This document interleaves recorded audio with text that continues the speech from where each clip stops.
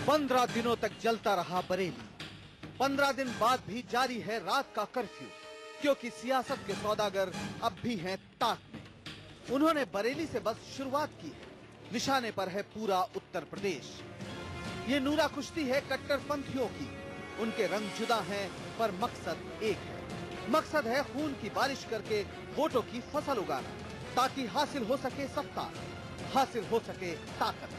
पर ये राज अब राज नहीं रहेगा, क्योंकि हम कह रहे हैं ये दंगा फिक्स था।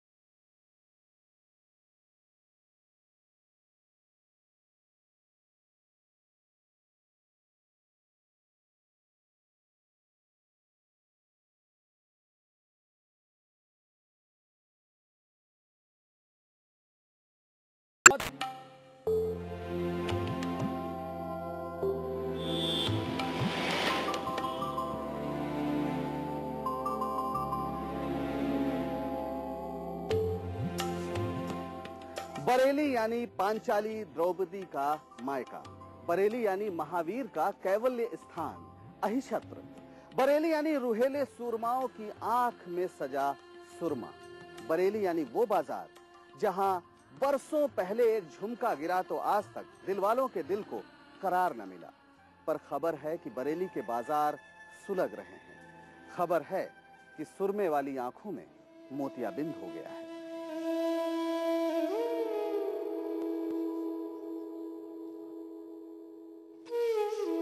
ये मंजर बरेली के बाजार का है। आग और चीख पुकार।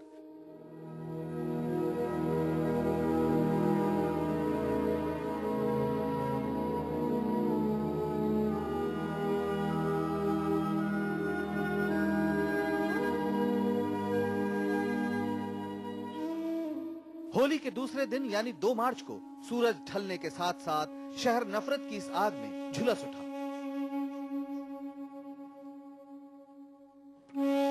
उस दिन 12 वफात का जुलूस निकलना था। उसमें शामिल होने जा रही एक अंजुमन के रास्ते को लेकर गुद्दड़बाग मोहल्ले में विरोध हुआ और देखते देखते मामले ने सांप्रदायिक रंग ले लिया। बीच का कोई रास्ता निकल पाता इससे पहले ही कुछ पत्थर उछले और अमन का आईना चकनाचूर हो गया। अफवाहों ने आग में घी का काम किया। जगह जगह आगजनी, फायरिंग और तोड़फोड़ की वारदात हुई। प्रशासन ने 4 थाना क्षेत्रों में कर्फ्यू का ऐलान कर दिया। सुबह हुई तो खाक दुकानों के सामने हिंदू भी रो रहे थे और मुसलमान भी। हमारा आपस में भाईचारा था, पड़ोसी थे हमारे, वो हमारे यहाँ मजहब में नहीं लिखा आपस में लड़ो, मगर मगज करके अपने भाग गए रोडियों से, हमें वीरान कर गए रोडी को मोहताज कर गए। एक लाइन में सब दुकानें जला दी उन्होंने। 8 दुकानें यहाँ से वहाँ तक सब लाइन में जला। सब, मैं हिंदू, ये मुसलमान, कोई आपस में कोई इनका रंजिश नहीं हम लोगों का। जिस तेजी से बरेली में आग भड़की उससे साफ था कि तैयारी काफी दिनों से चल रही थी। बरेली के सेकुलर मिजाज पर नाज करने वाले हैरान थे। उन्होंने नेताओं की जमात और प्रशासन को जिम्मेदार ठहराया। इस नगरी को लोग तो आला हजरत की नगरी कहते हैं, पंडित राधेश्याम कथाबाची की नगरी कहते हैं, नाथों की नगरी कहते हैं। यहाँ पर इस प्रकार की भावनाएं कभी नहीं हो रही हैं। मैं कहता रहूँगा कि सन 52 में यहाँ पर मैंने तो कर्फ्यू देखे हैं, सन 80 में देखा है, जब मुरादाबाद का दंगा हुआ तब भी देखा है, लेकिन इस प्रकार की भावना तब भी नहीं थी।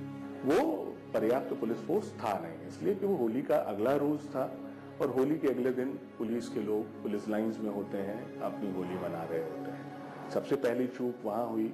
दूसरी चूक, जुलूस ने अगर कोई नया रास्ता इख्तियार कर लिया था, जुलूस से रास्ता बदल गया था, तो मुझे ऐसा लगता है कि ये ऑफिसर्स की जिम्मेदारी थी कि उसे उस नए रास्ते पर जाने ही न देते।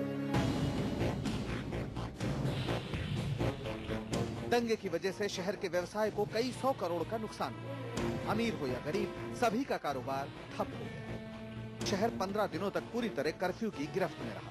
दंगा करने के आरोप में पुलिस ने 300 लोगों को गिरफ्तार कर लिया, लेकिन शहर की फिजा में नफरत घुल चुकी। टुकड़े टुकड़े बिखर गई मर्यादा, उसको दोनों ही पक्षों ने तोड़ा है। पांडव ने कुछ कम, कौरव ने कुछ ज्यादा। ये रक्तपात अब कब समाप्त होना है? ये अजब युद्ध है, नहीं किसी की भी जय। दोनों पक्षों को बस खोना ही खोना है। वैसे पांचाली के मायके में चक्रव्यूह रचने वाले कौरव हैं या पांडव, ये कहना मुश्किल है, लेकिन इसमें शक नहीं कि सारी लड़ाई हस्तिनापुर के सिंहासन के लिए है। कैमरामैन पंकज तोमर के साथ पंकज श्रीवास्तव, बरेली, IBN 7। वैसे बरेली को नजर एक दिन में नहीं लगी। वहां का माहौल खराब करने की कोशिश काफी दिनों से हो रही थी और इस कोशिश में हर रंग के कट्टरपंथी शामिल थे। यह भी पता चला है कि दंगाइयों का एक जत्था हिंदू मुसलमान दोनों को निशाना बना रहा था। प्रशासन के रवैये ने ऐसे लोगों का काम और आसान कर दिया।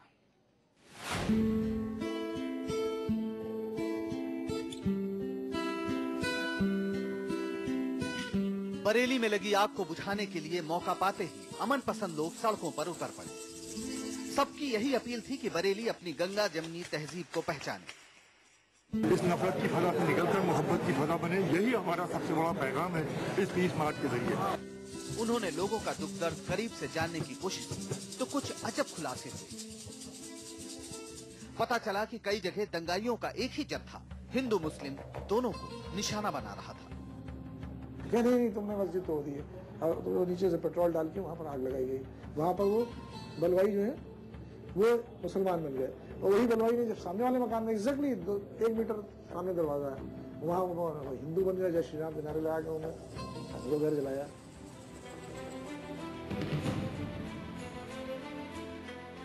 जाहिर है साजिश गहरी थी। इसी सिलसिले में एक नाम सामने आया मौलाना तौकीर रजा खां का। इत्तेहाद मिल्लत के राष्ट्रीय अध्यक्ष मौलाना तौकीर रजा खां पर आरोप है कि उन्होंने बारावफात के जुलूस के लिए जुटी भीड़ को भड़काया।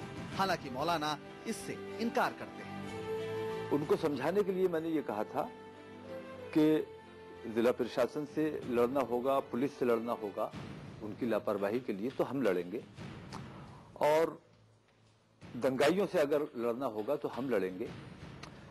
आप अपने तौर पे कोई फैसला नहीं करोगे, स्टेज से जो भी डायरेक्शन दी जाएगी उस पर अमल करोगे। तो ये अगर लोगों को लगता है कि मैंने भड़काने की बात की है तो वाकई मैंने भड़काया है। बहरहाल प्रशासन ने दंगा भड़कने के 6 दिनों बाद मौलाना तौकीर को गिरफ्तार कर लिया, लेकिन इससे माहौल बिगड़ने लगा तो उसके हाथ पांव फूल गए और पुलिस ने कह दिया कि मौलाना के खिलाफ पर्याप्त सबूत नहीं है। 3 दिन बाद मौलाना को जमानत मिल गई। मौलाना ने फिर अपनी ताकत दिखा दी। कई साल से वो इसी में जुटे हैं। काफी पहले विश्व हिंदू परिषद की तर्ज पर उन्होंने मुस्लिम नौजवानों में त्रिशूल बंटवाए थे और फिर डेनिश कार्टूनिस्ट के सिर की कीमत 100 करोड़ लगाकर तमाम दूसरे बयानबाजों को पीछे छोड़ दिया। जानकार मानते हैं कि मौलाना प्रचार की ताकत को समझ चुके हैं और पश्चिमी उत्तर प्रदेश का माहौल उनकी मदद कर रहा है। जब वो डेनिश कार्टून का प्रसंग हुआ था तो त्रिशूल बंटे थे, और फिर पिछले साल खास तौर पे जब वरुण गांधी ने पीलीभीत के अपने चुनावों में हाथ काट देंगे, पैर काट देंगे जैसे भाषण दिए, उससे इस पूरे इलाके में एक बहुत जो प्रच्छन्न किस्म का एक पोलराइजेशन और बहुत ज्यादा तेज हुआ। उधर झगड़े की शुरुआत को लेकर कई भगवा संगठन शक के घेरे में हैं। बीजेपी के एक पूर्व सभासद संजय राय की इसी सिलसिले में गिरफ्तारी भी हो चुकी है।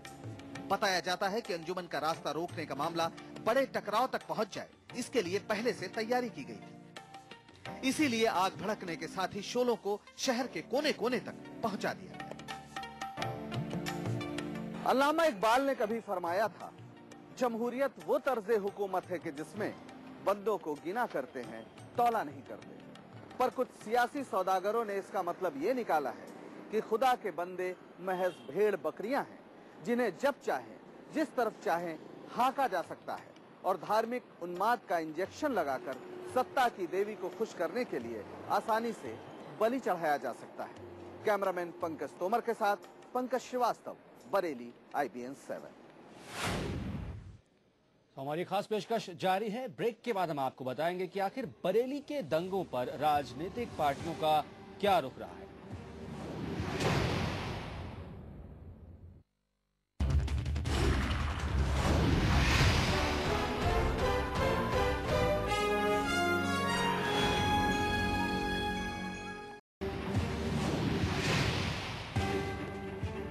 बरेली का दंगे को लेकर राजनीतिक दलों का रुख सवालों के घेरे में है। कहा जा रहा है कि बीजेपी 20 साल बाद इस सीट पर हारी है और दंगे उसकी बौखलाहट का नतीजा हैं। उधर कांग्रेस पर आरोप है कि वो राजनीतिक फायदे के लिए वोट के सौदागरों से रिश्ता जोड़ रही है। ये है बीजेपी के राष्ट्रीय सचिव और पूर्व केंद्रीय मंत्री संतोष गंगवार। संतोष गंगवार 1989 के बाद लगातार 20 सालों तक बरेली से सांसद रहे, लेकिन पिछले चुनाव में जब बगल के पीलीभीत से उठी वरुण गांधी की सांप्रदायिक ललकार से माहौल गर्म हो उठा था, गंगवार कांग्रेस के प्रवीण सिंह ऐरन से पराजित हो गए। उन्हें आज भी लगता है कि मौलाना तौकीर ने कांग्रेस से सौदा करके उन्हें हरा दिया। ये सज्जन तौकीर मियां राजनीतिक व्यक्ति हैं, एक राजनीतिक दल के अध्यक्ष हैं, राष्ट्रीय अध्यक्ष, और पिछले लोकसभा के चुनाव में इन्होंने कांग्रेस के लिए काम किया था और कांग्रेस के उम्मीदवार को जिताया था। और लोगों का मानना यह है कि इनकी सौदेबाजी भी हुई थी उनसे। जाहिर है बीजेपी काफी दिनों से मौलाना तौकीर रजा को निशाने पर रखकर ध्रुवीकरण की कोशिश में जुटी है। कोई एक ऐसी वजह आप पैदा कर दो ताकि हम अपने लोगों को मुतमईन कर सकें कि इस वजह से हम इनके साथ खड़े हुए हैं। तौकीर रजा के तीखे बयानों ने उसका काम आसान कर दिया है। उनके जलसे जुलूसों में उमड़ी भीड़ के नाम पर भगवा संगठनों ने हिंदुओं के बीच डर बैठाने की लगातार कोशिश की। तौकीर रजा का साफ इल्जाम है कि गंगवार न हारते तो बरेली में दंगा न होता। पिछले 6 बार से यहाँ भारतीय जनता पार्टी चुनाव जीतती रही है और इस बार ये पहला जुलूस था जब भारतीय जनता पार्टी का यहाँ MP नहीं था बल्कि कांग्रेस का MP था। फसाद की असल वजह यही है, अगर भारतीय जनता पार्टी चुनाव ना हारी होती तो शायद आज भी ये फसाद का सामना बरेली को ना करना पड़ता। जाहिर है ध्रुवीकरण की कोशिश में बीजेपी और मौलाना तौकीर दोनों को एक दूसरे की जरूरत है। वैसे दोस्ती दोनों में पहले से। संतोष गंगवार की सरपरस्ती में चलने वाले अर्बन कोऑपरेटिव बैंक में मौलाना तौकीर शुरू से शेयर होल्डर है, पर दोनों इसे आम बात बताते हैं। उधर उत्तर प्रदेश में सियासी जमीन वापस पाने की कोशिश कर रही कांग्रेस मौलाना तौकीर को खासी अहमियत दे रही है। मौलाना तो अगला विधानसभा चुनाव कांग्रेस के साथ मिलकर लड़ने का दावा भी कर रहे हैं। हालांकि कांग्रेस नेता इसे गलत ठहराते हैं और दंगे के लिए पूरी तौर पर बीजेपी को जिम्मेदार बताते हैं। कुछ तथाकथित मुस्लिम पार्टी और कुछ तथाकथित हिंदू की पार्टी का बात करने वाले लोग थे, और मुझे कोई शक नहीं है कि ये बिना संतोष गंगवार जी जो पूर्व सांसद हैं उनके पूरे कुशल नेतृत्व में ये कार्यक्रम संपन्न हुआ है। उधर सूबे में सरकार चला रही बीएसपी भी मौलाना तौकीर रजा से पेंच बढ़ाने की कोशिश कर रही है। सबकी निगाह में 2012 में होने जा रहे विधानसभा चुनाव में सबको एक मुश्त वोट चाहिए। सांप्रदायिक ध्रुवीकरण आसान जरिया है, बरेली चले तो जले। इस बार दंगा बहुत बड़ा था, खूब हुई खून की बारिश। अगले साल अच्छी होगी फसल मतदान की। गोरख पांडे की एक कविता वो बयान है जिसे हमारे देश के नेता खुलेआम कभी नहीं देते, लेकिन उनका हर कदम इसी का इश्तेहार होता है। कैमरामैन पंकज तोमर के साथ पंकज श्रीवास्तव, बरेली, IBN 7।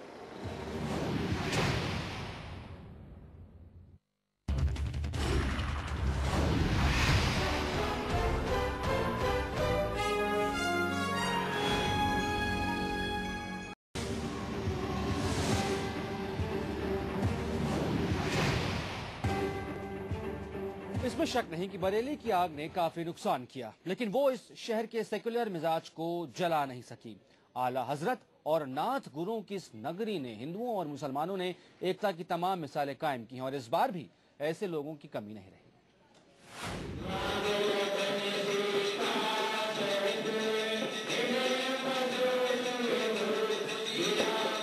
यह है बरेली का लक्ष्मी नारायण मंदिर।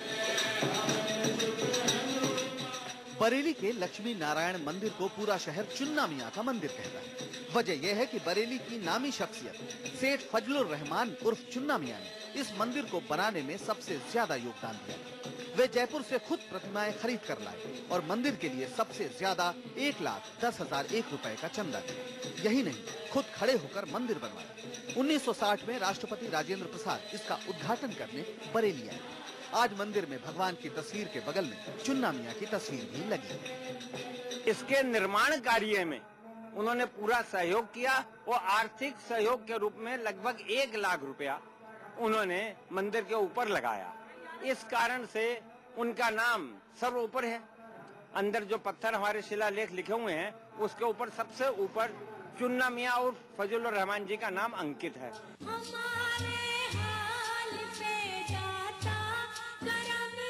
उधर बरेली की दरगाह आला हजरत भी भाईचारे की मिसाल है।